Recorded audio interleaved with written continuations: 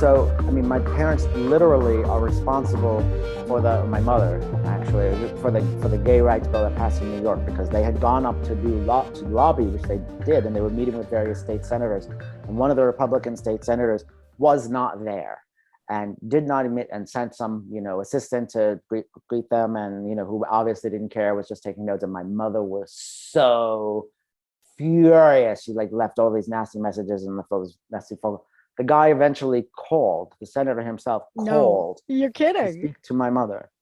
And my mother was so angry, she made my father speak to him first, but then she got on the phone. And they had a very long conversation, and he agreed to meet with them again. So they met with him again. That Republican state senator, I wish I could remember all the names, but that Republican state senator, the day the bill came up for a vote, actually got up on the floor and spoke in favor of it and pushed it over the edge. That's amazing. So, I mean, they were very, very involved. They marched in Gay Pride Parade. Lots of great. Later in life, they were like they sat them on the bleachers next to Margaret Cho. My mother was always so impressed with that. they That's amazing. They were one time when they marched in Washington. They at one time they were honored by some, I don't quite know what it is, but it's like a coalition of gay rights organizations in the Long Island area. They threw a big dinner for them. Some, they have different honorees every year. My parents were honored. Oh my Lifetime gosh. of work. They had spoken in my school. Me and Mo, you mentioned that I'm a writer. I write plays, and there was it's like gay. My plays are gay themed. There was this one play that we toured with. It was a one-man show I wrote for Mo, and we'd be in LA, we'd be in Ireland, one time we were on a cruise ship off the coast of Brazil, and somebody saw my name, and the people see my name in the program and come up to me, and they're like, "Are you Tony and Annette's son?"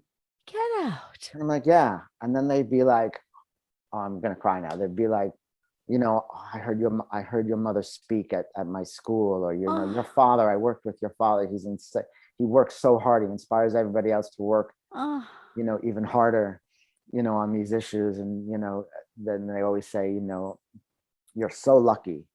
And I always say, I know, and I don't take it for granted. Yeah. I was really, really lucky. My parents went from, having trouble dealing with me, the Mack truck, who pushed them through that wall, to becoming leaders of the LGBT rights movement, who that's amazing. Literally celebrities. Everyone knew. Oh my gosh. Knew who they were. That's incredible. Well, that really, and that in very many ways was their way of, I say I don't think his gayness is why he killed himself, but whatever. It was largely because of their love for him that they did that. Right. Honor him. Yes. As a young gay man who took his life. That was their way to honor and celebrate who he was. And I mean, that's do everything incredible. they could, literally, because their foundation in this arena was PFLAG, Parents and Friends of Lesbians and Gays. So that was always the most important thing to them, was families.